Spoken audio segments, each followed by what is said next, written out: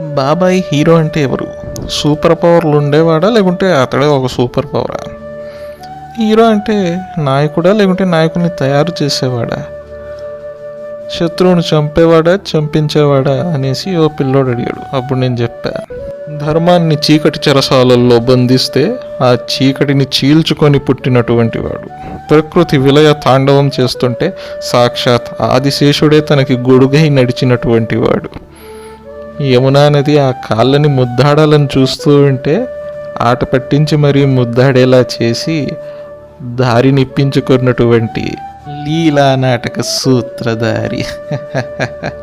వెన్న దొంగలా ఉంటూనే రాక్షసుల ఆట పట్టించినటువంటి వాడు. ఎదురుగా ఎంత పెద్దవాడున్నా అతని ముందు చిన్నవాడే. ఎందుకంటే ఈ స్థావర జంగమాత్మకమైనటువంటి మాయ అతని చేతిలోని పనిమట్టు. గోవర్ధనగిరిని అవలీలగా ఎత్తి కాళీయ మర్దనాన్ని చేస్తూ ప్రజలను రక్షించిన నాయకుడు. అతని ప్రేమ ఒక మధుర కావ్యం. కోపం కంసుని అంతం.